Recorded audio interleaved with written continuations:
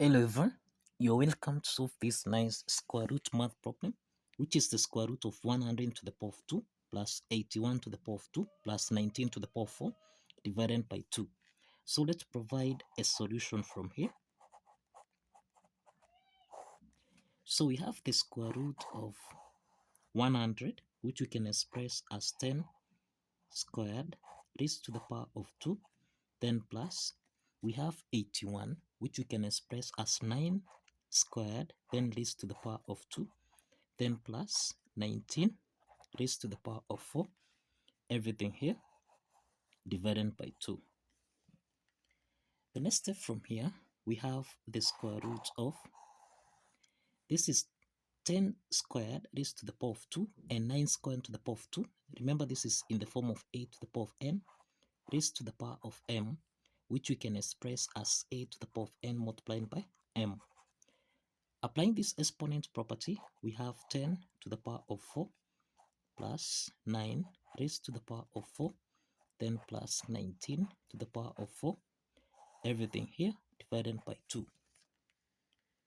The next step is that we can let a be equal to 10 and we can let b be equal to 9. So that now we have the square root of, we have a to the power of 4 plus, here we have 9, so this is b to the power of 4, then plus, now we can express 19. 19 is 10 plus 9, so this is the same thing as a plus b raised to the power of 4. Then everything here divided by 2. The next step is that we have the square root of, this is a to the power of 4 plus b to the power of 4. Now here we have a plus b to the power of 4. Now let's apply the Pascal's principle or triangle, Pascal's triangle, where we have a plus b raised to the power of n. If n is equal to 2, for instance, we'll have 1 plus 1, which is 2, then 1.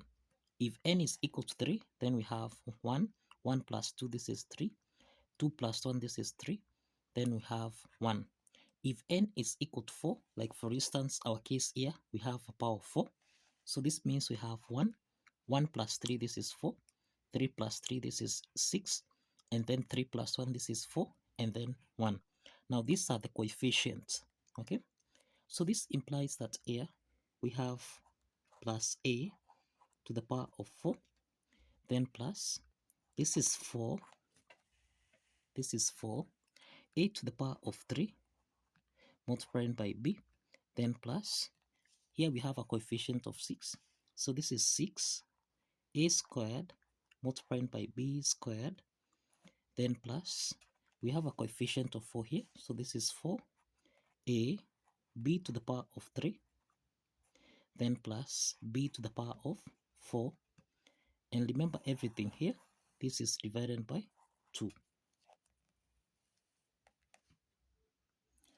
Now the next step is that we have the square root of, this is a to the power of 4 plus a to the power of 4, so we have 2a to the power of 4, then plus b to the power of 4 plus b to the power of 4, this is 2b to the power of 4, then plus, now here we have 6a squared b squared, then plus, now here we have 4a to the power of 3 multiplied by b, then plus 4ab to the power of 3, and everything here is divided by 2.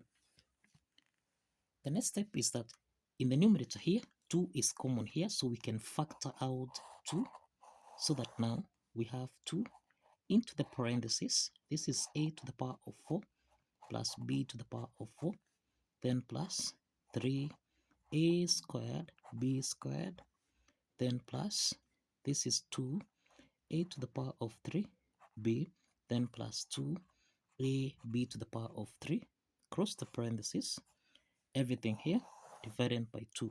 So we can simplify 2 and 2 here, and what we have is the square root of a to the power of 4, this is a to the power of 4 plus b to the power of 4, then plus, we can express 3a squared b squared as 2a squared b squared plus a squared b squared, then plus, now here we can factor out 2ab, so that now into the parentheses we have a to the power of 2 plus b to the power of 2, close the parentheses. Now from this part here, we have, from this particular part here, this is in the form of x squared plus y squared plus 2xy, which we can express as x plus y to the power of 2. So this means that we have the square root of, this is a squared plus b squared raised to the power of 2, then plus, now we can express a squared b squared as a times b raised to the power of 2, then plus 2ab here into the parentheses. This is a squared plus b squared. Now the next step from here, this is the square root of, we can express this as the square root of a squared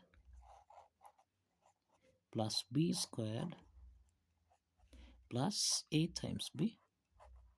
Remember, everything here is raised to the power of 2.